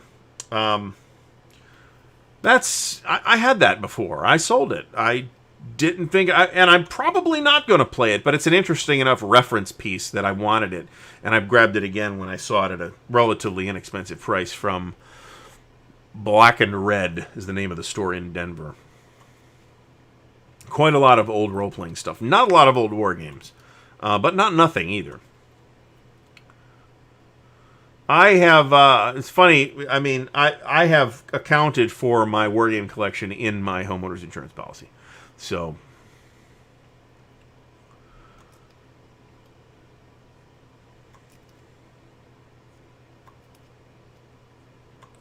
Stigler, are you saying that you have diverted to Central Front and Flat Top? Central Front I don't really have an opinion of, but Flat Top is awesome. So, Flat Top is a fantastic game that I'd really like to see, like, more games using that system, actually. And I know there's a spiritual sequel coming out from Compass at some point in the next couple of years. The clipper here is the Oregon Laminations Standard Non-Deluxe. This is the 2mm. The 2.5's in the drawer. I was using the 2.5 for which I'm not finished with, the GB2/Case Blue project, because it was partially clipped not by me, and I happen to know that the person that did it was using a 2.5. And I mean, you could see it on some counters too.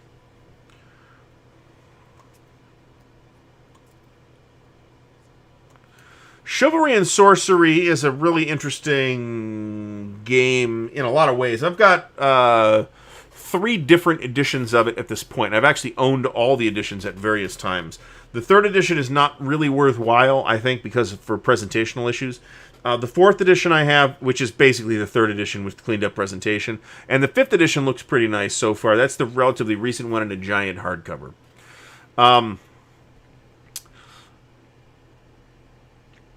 The 2nd edition one is like the FGU edition that has good presentation. More so than the 1st edition. I've never played it. It's very unlikely that I will play it, but I wanted it for reference purposes, that particular edition, even though I have 2 of the other ones. Mark Humphreys says that GM'd Flat Top is great, and I agree with Stigler. It's great, it is a natural to GM it, but it's kind of got the GM built into the rules. You kind of don't need a GM. It's nice to have one, though. Robert Moffat, the spiritual sequel to Flat Top is called either Beneath the Southern Cross or Under the Southern Cross. It is in development by, I always forget the name of the designer, and somebody will mention it in the chat. It's from Compass. It's been mentioned in their recent town halls. It is something like 18 months away from release. Now, Compass does have that Carrier Battles Philippine Sea, which also looks super interesting, which uses the old Victory Games carrier system, which is another well-regarded system, but I haven't played that. I've played Flat Top, and Flat Top is awesome. My understanding is that those Central Front games do not all quite link up together like they're supposed to. But I don't know if that's, to what extent that's true.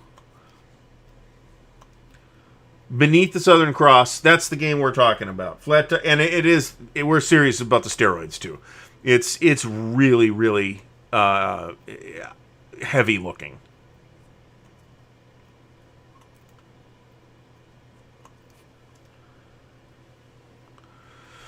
Which doesn't necessarily bother me. If somebody wants to do an updated Flat Top, I kind of am gonna buy that, sight unseen, to be honest.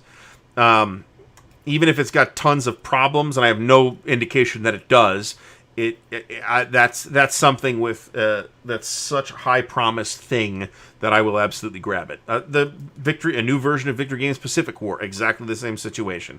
I'm grabbing that. That is already ordered. And if you look at the price, the pre-order price for that, for the size game that it is, the pre-order price is bananas. I had a couple of the Columbia Games block games. I had Julius Caesar at one point, never played it. I had East Front, and I might have had West Front too, but I don't remember ever trying to play it. East Front I tried to play, and it did not work for me at the time. I have reason to think I would probably get along a little better with it now. But that Columbia Games block games is just something that is simply not in a priority position for me at this time.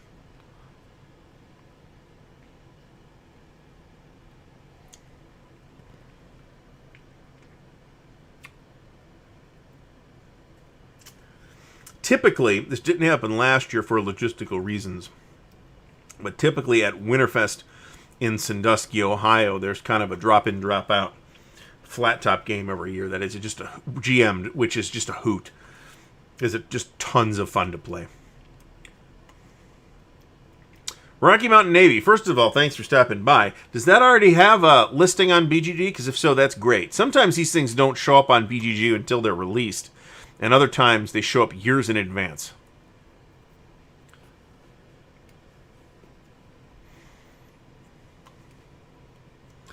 Yes, midway variant of Flat Top would be great. Actually, it's really just a fantastic game. As I've said before, if you hate bookkeeping, you might object to the bookkeeping, but beyond that, it's a fantastic game, and I've enjoyed it tremendously every time I've played it, and it has been more than once. All right, so we're putting stuff in the counter trays. And we're sorting by nationality in this particular case.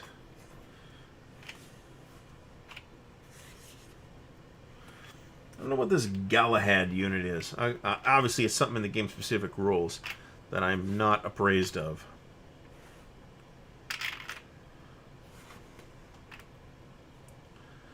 So we are done with the first counter sheet and all of the allied stuff. And we have plenty of space in the counter sheet left. Every one of these games is getting like a different organizational system, which I hate, but it is what it is. You need to. I use in preference. I use these GMT, what gets now called the GMT counter trays. The Chessex hinge trays is also known as the counter catapult. When you like bang it on the you drop something on one and it goes bing and your counters go all over the place. Not a fan of that. That said, I do use them for Avalon Hill games, when in such cases when I don't use a baggie, and sometimes I use baggies. I've heard good things about Avalon Hill's Jutland as well. Nathan Landrum asks about the War and Peace Kickstarter. My expectation is March or April, maybe May with that. Next couple of months. I think it's pretty soon. I don't have an update, unless I do. Let's check that. I don't recall an update to that in the last couple of weeks. Which doesn't mean there isn't one. Yeah, so they got their proofs in December, and it went out back to the printer, so a couple of months. I'm assuming it's getting printed in China.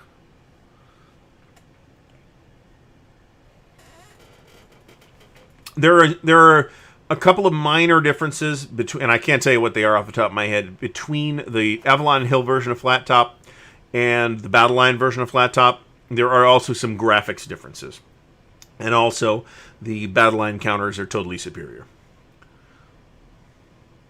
There are elephant counters in this, actually. There is also like musk ox counters where you can like transport a token on the back of your water buffalo or something like that.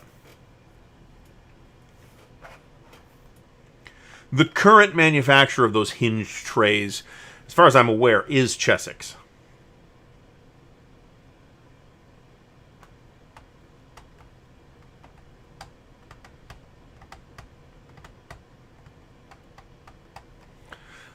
I mean, I don't think I am saying this with no inside information, and I do not believe this to be a controversial statement. It's pretty obvious that GMT's production pipeline is badly bottlenecked at this point. There is a degree to which that is stuff happening outside their control, namely the pandemic, which has slowed their production pipeline several times in the last 9 months. But they were, but before the pandemic, they were still significantly behind. That is a complicated situation in that, sometimes it's GMT that's, it's like the office that's the bottleneck, I'm sure. Other times it's in the hands of the designer developer team, which has been the case with the East Front stuff. I need an update on that, and I haven't gotten one. But, I mean, they're clearly backed up. And, they're doing their best. What are you going to do? I got plenty of games. If I gotta play Pacific War, I can bust out the Victory Games one. The counters are not attractive in the Victory Games. And really, I think the map is actually a good-looking map for its day, and the counters are probably not that bad for their day either, but boy, the factors are really small, they're hard to read. I'm really looking forward to nice new counters and a beautiful new map, which I've seen the graphics of, and it looks great. So, John Nolan, thanks for stopping by.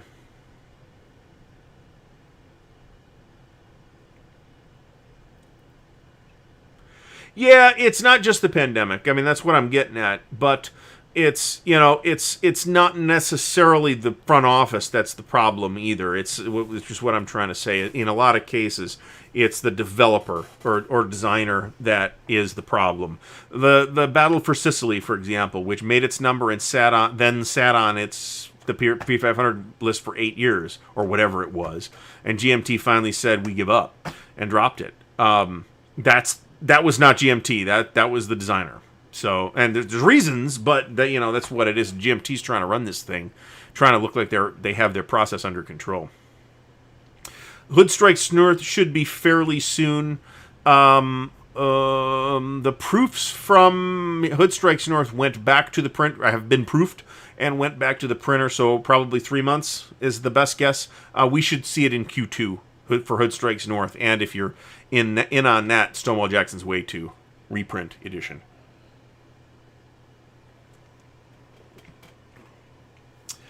I mean, you can plan for printing in China, right? It's going to take longer, but it's because you're putting it on a boat and shipping it over here, and it's going to take 3 weeks, or I don't know how long it takes to ship from China on a boat. But, I mean, you build that into your pipeline estimates. Their issues with pipeline go beyond that. And I don't think it's cash flow either. I think it's just their physical ability to corral designers into producing stuff. I mean, I know that certain designers had to get leaned on by the people at the front office to turn in the final product, even though, the final it was done and they still had to lean on them. So things get delayed. Another thing that is, have I done the Time for Trumpets unboxing yet? I'm not sure I have. I did the unboxing video. At some point in the next couple of weeks, when I have a free slot, there'll be a Time for Trumpets unboxing. That's the Bruno Single game. And Battle of the Bulge is going to be the definitive Battle of the Bulge game. I felt strongly enough about it after the Buddy unboxing that I have ordered it as well. And it should be here probably next week. Maybe this week. Next week would be cool. I do not have. So that's a thing. The GMT does not necessarily, for a reprint, require 500 pre-orders. They have said in the past that last edition of World at War, they had like 80 pre-orders for that. And they said, you know what? We know it's going to sell. We're reprinting it. Because it has a hardcore audience of people that play it every year at WBC. It gets a lot of exposure. A lot of people buy it for that and end up not playing it because it's way too complicated and way too unapproachable unless you're in that circle. But if you go to WBC, there's probably a learning game of some kind as well. So they don't require for reprints you to necessarily have that you to hit that number, but it also gives them a certain amount of safety margin, right? Because they have a certain number of pre-orders already that are already paid, at least on paper, already paid for. Yeah, there's talk about that. Somebody posted SPI's numbers from like 76 on Facebook the other day, and I think they're numbers from S&T. And you could see in the last couple of years they were shitting money out. They had some significant issues. There's a Greg Kostikian article called A Farewell to Hexus, I think it's floating around the internet, that talks about this. And I think I think the situation is a little more complicated than that article portrays.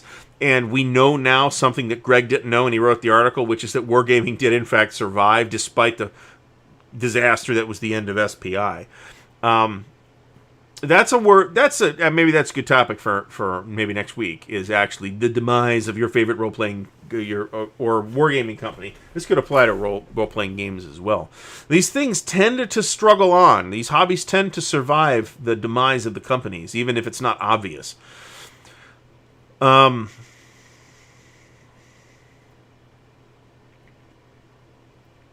Checking up on the chat. Mo at Mo's Game Table has a source for those flat trays that a lot of people use for GTS. Those are pretty nice. I am actually using the dollar store trays for GTS, though. I do not have any word on La Bataille de Mont Saint-Jean. It is... so what that is Waterloo, right? Labatt Waterloo, which it has existed before, but the previous version of it is you had to have, I think it's Quatre Bras, and then it was like an expansion kit for Quatre Bras, which makes no sense at all. From like a publication standpoint, it makes no sense at all to do Waterloo as an expansion for Quatre Bras. So the new edition, you'll be able to either get like the add-on version or a whole big standalone version. It's going to be very expensive, but it's a really big battle too at the battalion level.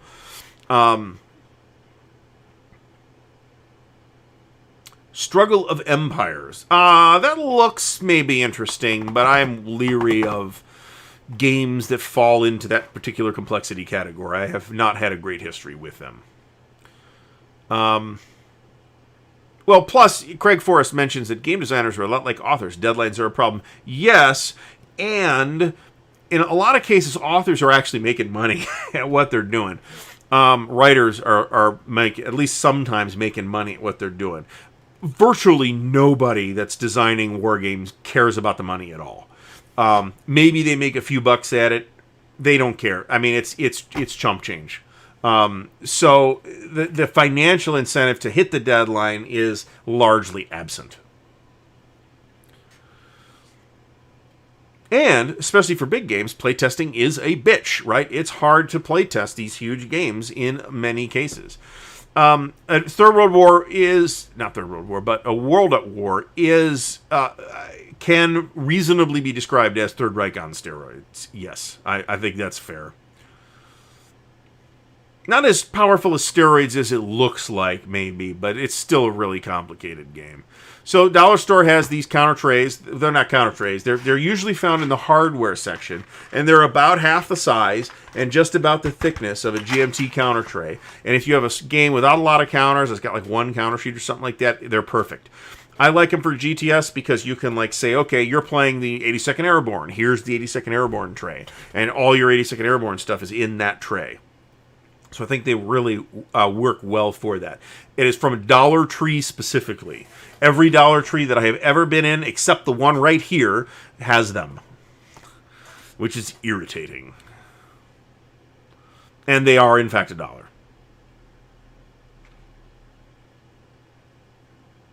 Now, you might find an equivalent at a different dollar store, but I'm talking about Dollar Tree specifically. Somebody actually posted a picture of the old Heritage Games version of Sword Bearer the other day, and I had that. It's another one I shouldn't have gotten rid of. That was a very interesting game. The second edition was from FGU, and I don't know what the differences are, to be honest. I mean, FGU's was in like a standard box, where Heritage's was in like a miniature-sized box, even though there was no miniatures in the box.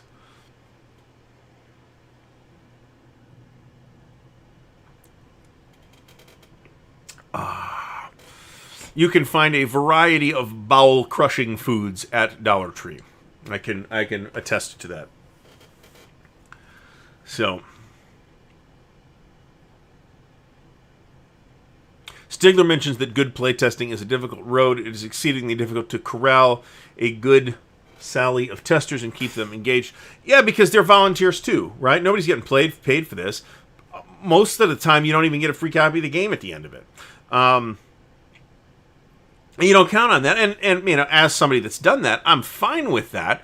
But you got no leverage on me either, right? To produce a report at the end of it. If we don't make the deadline, we don't make the deadline. Sorry, but you know, show me the money. You know what I'm saying? So those incentives are largely absent from the environment. And from what I am understanding, I'm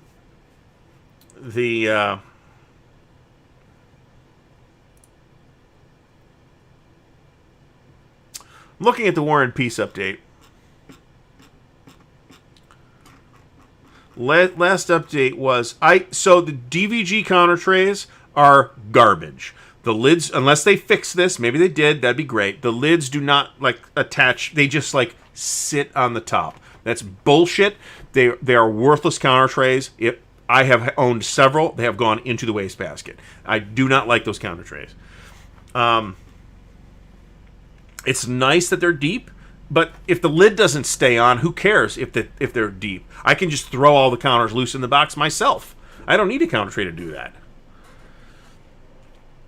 They're also a little expensive, but I mean, the problem with them is the lid, right? It's not the price. They're a little more expensive, but there's ways to get them cheaper too. I mean, order them from NWS or who I think has them, or Enterprise Games I think has them as well. Now, some of the DVG games I think are very good. I just don't like their counter trays. ID Jester did a justified takedown of DVG over one of their recent Kickstarters. But I did not get hosed on that particular deal. So, another miscellaneous doodad that is super handy is chip draw cups. I got these. I really got to solve the lighting situation here because looks overexposed to me.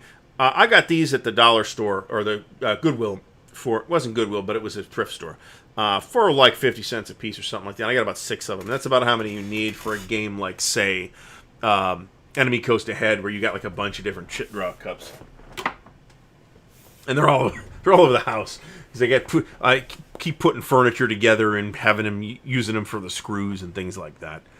So, now the Hosan trays, so there's the Hosan tray, there's 2 different European trays. Hosan is one of them. I can't remember the name of the other one off the top of my head. Someone will mention it, that are often used for ASL. Those are really nice. They're very expensive, and part of that expense is you just can't get them here in the U.S. You got to order them from Europe. Yeah, you could duct tape the trays shut too, I suppose, but if you're doing that, I mean, just give me GMT trays where I don't have to worry about that.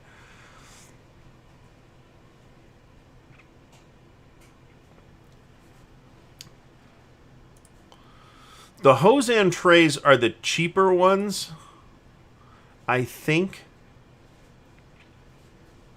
And they're plastic tool trays, basically, for nuts and bolts and stuff. Or possibly small electronic components, which is another alternative. You get like a capacitor cases or resistor cases or bead cases for people that do bead crafting and things like that. I don't have any down here. There is a Doris bead. If you search Amazon for Doris bead tray, you'll end up with a big 24 compartment tray. They're very nice. They have rounded bottoms. They have like locking ridges on the lids so that the counters don't drift from compartment to compartment. They're about $6. If you get them from Amazon, they're about $6. If you get them from somewhere else, they're more Michaels or something. They're more expensive. They're really nice. They're big. They're larger than a regular counter tray. They're about twice as tall and larger in length and width than a regular counter tray. So I only use them for World in Flames. My OCS marker tray is one of those. I've got about 6 of them. And actually, I think my World at War is in 3 of them as well.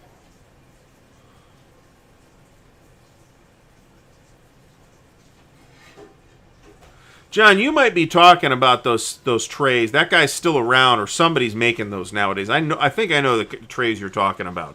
Some folks have used those with GTS games. I think those are the same trays. They are about the right size for a Europa box. Which is funny to say that that's something else that I bought again. So, I mean, I didn't buy the expensive ones, but 2 of them fell into my lap. Then I bought Balkan Front, which is relatively small. So,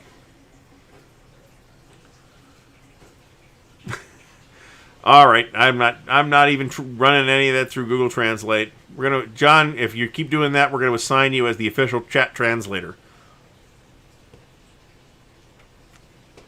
and then you're gonna be hosed. I don't think there's a link. I think you got to email the guy, and I don't have that. I don't have that information. I could get it. I know who does, but Mark Veerman might know too. Actually, no, probably not. Yeah, they're interesting trays. I'll bring that down to show off at one point. War in the Desert from GRD, their definitive Europa Desert game, which I also have now. So I am in double trouble with big North Africa operational games. Wow. Well, I remember Grand Takes Command being on fire sale too at one point, and now it goes for $200. So the same thing is true of DAC 2. They said they couldn't give the last few copies away, and now that goes for $300, $400 or whatever it goes for. I think the days of MMP, now this isn't official, so, don't quote me on any of this. I think the days of MMP magically producing extra copies of out-of-print stuff for convention appearances is probably over. I think this last sale that we are still seeing the tail end of now, I think that's the last of it. Again, not official. That's just my hunch. So we're going to look at Multiman's website because we're going to do a third winter update at this time. Somebody put these numbers in the chat earlier. All right, third winter's pre-order number was 550. It is now at 673, and it is still at the early bird discount price for another 5 days. So if you want to get the best discount, and the discount price is $140, do it now because you only got 5 days left. That discount will be going down after that date.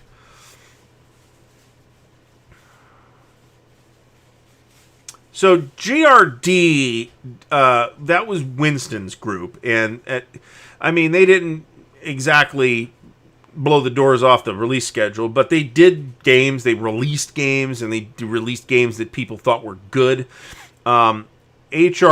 HMS is a joke. And they did at least one thing, too, that they got out, but then they shit the bed on the Total War thing.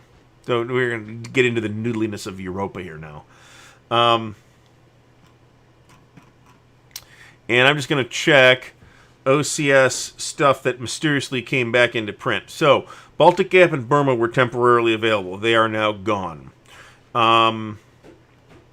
Blitzkrieg Legend mysteriously appeared again in print as well. That is available. I wish I knew where my copy was. Reluctant Enemies appeared in that sale. That's gone. Tunisia 2, I think, did as well, but that's all. The A gone, and B, I didn't even pay attention to that because I already had it at the time. And I think that's it. Yep, that's it. So in print, OCS games, we have Beyond the Rhine, we have Hungarian Rhapsody, Korea, Smolensk, Blitzkrieg Legend. And that's it. That's actually a decent spread of stuff. Although, of those, I think the newbie-friendly, the OCS newbie-friendly titles are Korea and Smolensk. I have seen that video. It's a little hard to find because there's a million of those downfall parody videos on the internet, but I have found that one. We'll probably watch that at some point in a live stream. How about that? I have it saved somewhere. Yeah, I have got like 3 copies, or I have 2 complete copies of GB2 and 99% of a third copy. I don't need another GB2. You can get GB2 if you are not an idiot. You can get GB2 on eBay for $100. Last I checked, which was admittedly it's been a year or so because I then got one from somebody and didn't need to pay quite that much. But GB2 is a great game. I have enjoyed GB2 a ton when we have played it. I mean, the Facebook Wargamers Marketplace group is a great place to buy games, but that does not necessarily mean that every game will be released at a great price, because that's not true. There are people that put their stuff up for bananas prices, just like that happens on eBay. You're not allowed to argue with them on prices, so I'd stay out of that particular question. But there are, sometimes the prices is like, holy cow, that's crazy low, and sometimes it's holy cow, that's crazy high.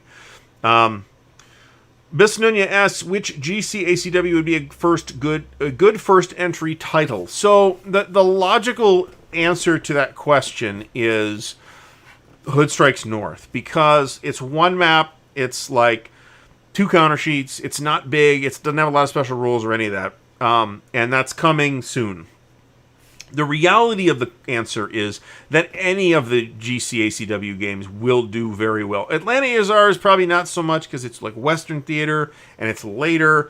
But Roads to Gettysburg 2, other than the price tag, is a great introduction. It's got like years of gameplay in that box with tons of great manageable scenarios to play and explore the system with, to learn the game on.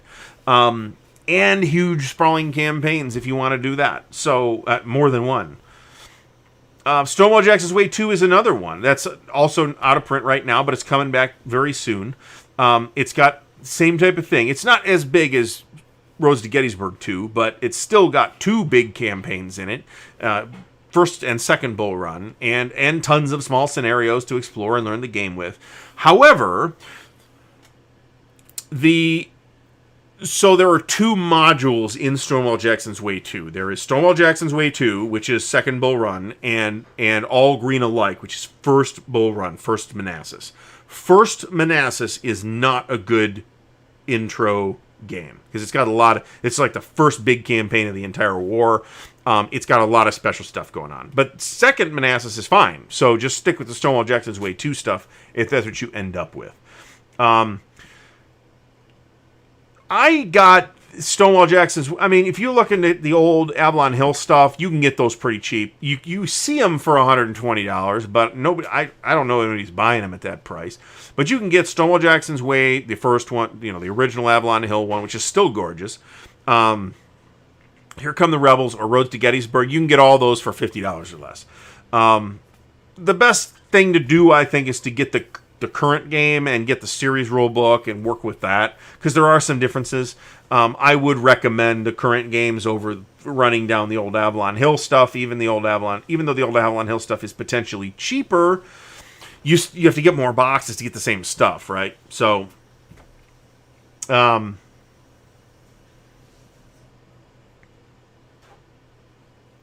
but I mean, almost most games in the series, Stonewall Jackson's Way 2, Hood Strikes North, Roads to Gettysburg 2, any of those three are totally suitable as an introductory GCACW experience. So yeah, I guess the Panzer Blitz Hill of Death is not the same system as the original Panzer Blitz. And I think that probably confused more people than you. So, I don't know why they called it that. It did sell out, so I don't know what the story is. Was it popular? If it was, why didn't they follow up on it? I don't know. There's another East Front Panzer Blitz thing coming out, which is the Hill of Death system, not the classic Panzer Blitz. I don't know what the details are. We are at 10 o'clock right now, so I am going to give it another 2 or 3 minutes for people to ask last-minute questions if you have them. Otherwise, I am calling it a Monday night. We will be back next Monday. The only thing I have scheduled right this minute is the unboxing of No Motherland Without on Thursday. And I don't know if I'll have... I'm pretty sure at this point that I won't have an announcement tomorrow, and we're kind of taking the Sunday slot with some other stuff right now that's happening behind the scenes for the Traveler thing. So, but we do have a Traveler campaign that's coming at some point in the not very distant future. We will have a formal announcement. There'll be a video announcing that when that is ready to be announced, and it's coming pretty soon. And then I'd like to do another campaign too, but I don't want to overcommit myself either and then end up not following through, because then that's lame. You know, the Nashville campaign that Hood Strikes North depicts is actually pretty interesting. It's just that it's not one of the big marquee American Civil War campaign names, so people don't think of it. I believe it will be a wholly satisfying GCACW experience. But if you really need Gettysburg or Antietam or whatever, then get Roads to Gettysburg too.